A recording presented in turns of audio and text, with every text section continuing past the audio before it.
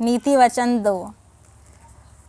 हे मेरे पुत्र, यदि तू मेरी बातों को ग्रहण करे और मेरी आज्ञाओं को अपने हृदय में संचित करे और अपना कान बुद्धि की ओर तथा अपना मन समझ की ओर लगाए, और यदि तू अंतर्दृष्टि के लिए पुकारे और समझ के लिए जोर से चिल्लाए, यदि तू उसे चांदी के समान ढूंढे और गुप्त धन के समान उसकी खोज में लगा रहे, तो तू यहोवा के भय को पहचान सकेगा और तुझे परमेश्वर का ज्ञान प्राप्त होगा।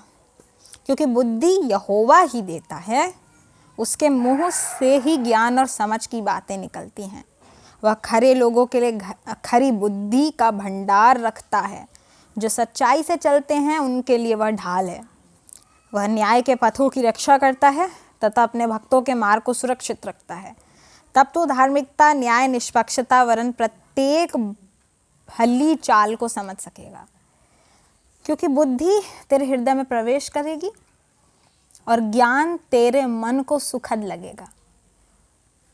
विवेक तेरी रक्षा करेगा, समझ तेरी देखभाल करेगी कि तुझे बुराई के मार्ग से और कुटिल बातें करने वाले मनुष्य से बचाए, अर्थात उनसे जो खराई के मार्गों को छोड़ देते हैं कि अंधकार के पथों पर चलें। वे बुराई करने से आनंदित होते हैं और दुष्टता के भ्रष्ट कार्यों में मग्न रहते हैं। उनके पथ टेढ़े मेढ़े हैं और उनकी चाल छलपूर्ण है।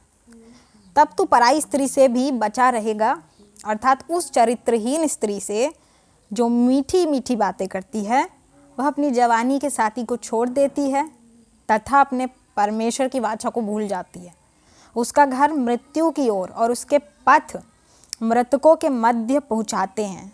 जो उसके पास जाते हैं उनमें से कोई लौट कर नहीं आता और ना वे जीवन का मार्ग पाते हैं।